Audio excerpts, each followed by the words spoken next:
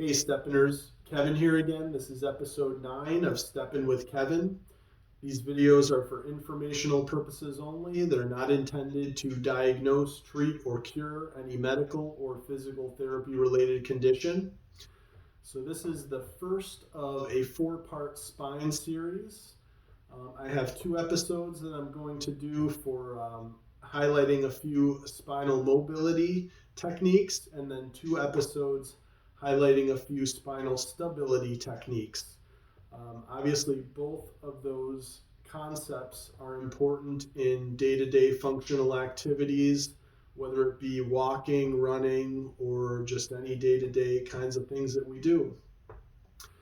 Wanted to provide a little bit of a disclaimer that if you have a known spinal condition, specifically like an instability or even pain in your back or your spine, it may be wise to consult with a professional prior to engaging in any of these activities to ensure that you can safely perform them, and also to assist you with the modification of them so that you can safely perform them. So for the first technique, actually before we get into that, let me just kind of discuss a little bit about the anatomy of your spine. So there's basically 4 sections of your spine.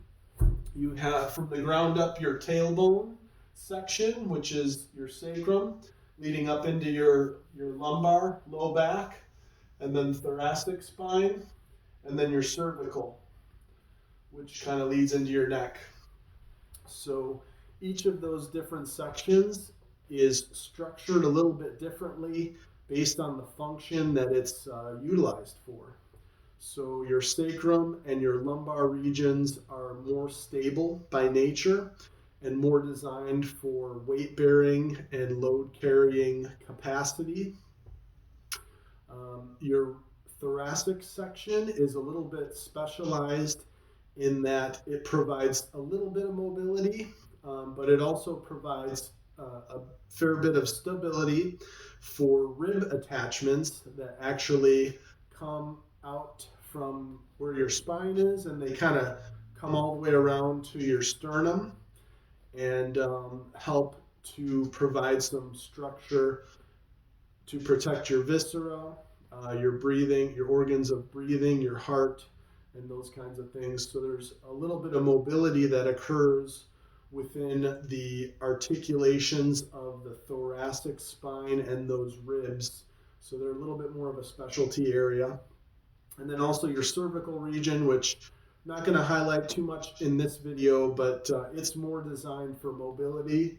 So like turning your head to see kind of what's going on in your environment quickly and easily and precisely too.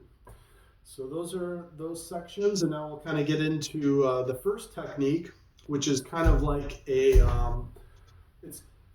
guess it could be called like a cat stretch type of technique. You're basically going to want to get into a quadruped position, which is like this, and you're basically just going to alternate between kind of stretching, arching up, and then kind of arching back the other way.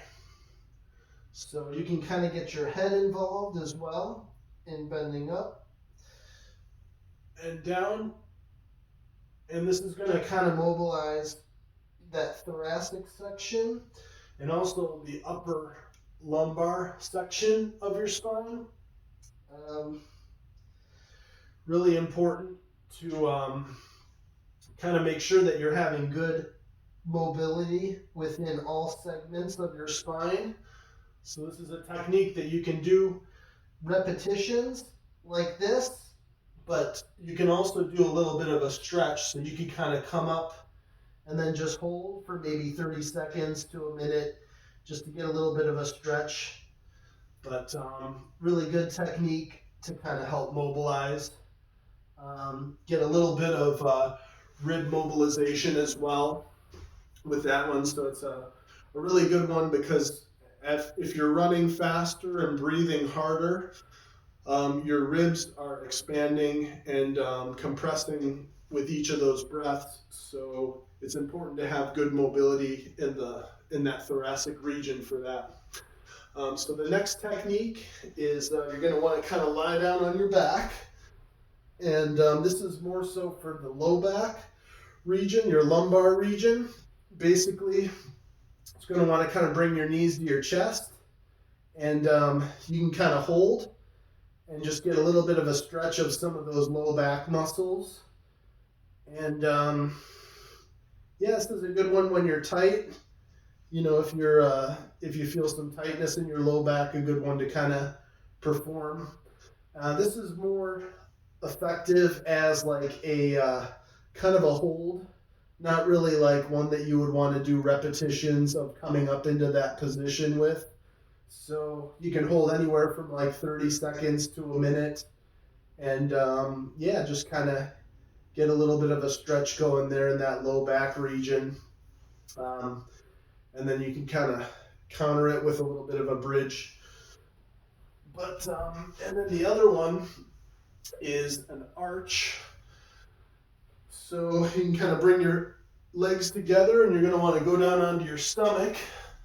And you're just going to want to basically kind of bridge up like this. And this one you can do as a hold. In this, you get a little bit of a stretch in your abdomen, but also you're mobilizing the segments of your low back into extension with this one. So definitely go easy with any stretch. You know, if you're feeling any sharp pain anywhere or discomfort, you know, definitely kind of go easy and do what your body will allow. If it seems fairly significant, you may want to consult with a professional just to make sure that you're doing things right. With that last one, you can do a bit of like a hold, 30-second to a minute hold, or you can kind of do repetitions, but I think it's more geared towards that hold. And you're basically, in your spine, you have segments that sit one on top of the other, and there's 7 cervical, 12 thoracic, and 5 lumbar segments that are just like bones stacked one on top of the other. So these techniques are designed to help make sure that there's mobility between each of those segments,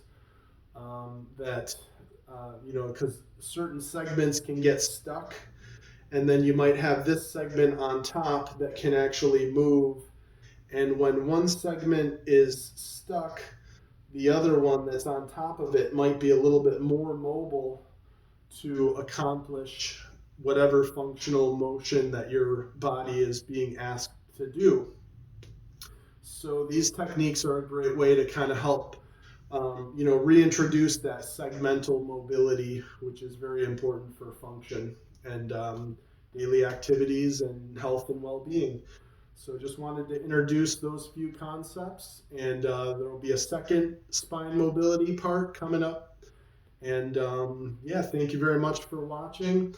If you ever have any questions or comments, feel free to comment on the YouTube page, or you can shoot me an email, which is steppinwithkevin@gmail.com, one word. And thanks again for watching, and stay steppin'.